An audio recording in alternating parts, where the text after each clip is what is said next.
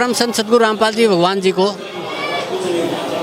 मानव रक्षक सम्मान से सम्मानित किया जा रहा है। मानव रक्षक, मानवता रक्षक सम्मान से सम्मानित किया जा रहा है।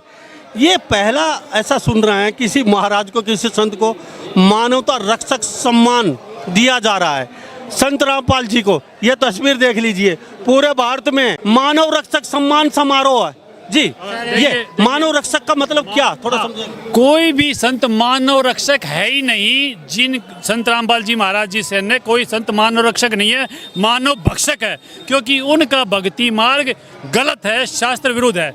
संत रामपाल जी महाराज ही मानव रक्षक हैं, जिनका मानव धर्म है। और इसीलिए इसी को ध्यान में रखते हुए आज परमेश्वर कबीर जी की दया से मानव रक्षक सम्मान संत रामपाल जी महाराज जी को दिया जा रहा है। क्योंकि मानवता का रक्षक अगर पृथ्वी पे कोई है तो एकमात्र संत रामपाल जी महाराज जी है, और दूसरा अन्य कोई मानव रक्षक नहीं है, मानव भक्षक है।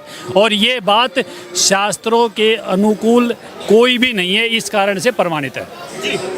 मानव रक्षक बहुत बड़ी मानव रक्षक भाई साहब बोल रहे हैं। संत हजारों हैं और सब अपना अपना जगत गुरु लगाते हैं। यो भी कर्णधार जगत गुरु, पता नहीं क्या क्या फला नाम से सम्मानित उनको किए रहे।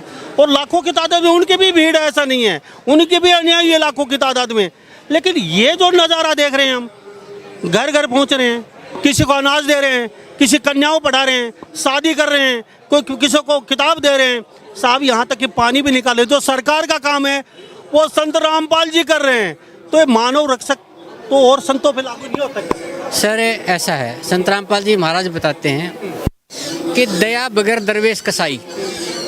दया के बगैर दरवेश माने साधु होता है, साधु संत को दरवेश बोलते हैं। दया यदि उसमें दया भाव नहीं है तो वो साधु संत नहीं है, वो कसाई है।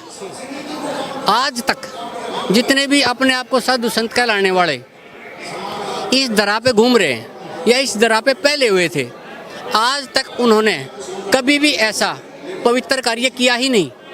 कभी उन्होंने मानवता की रक्षा के लिए कभी आगे आए ही नहीं। उन्होंने सिर्फ हमारे समाज को लूटा और शास्त्र विरुद्ध साधना दी। सब भीड़ इकट्ठी हो रही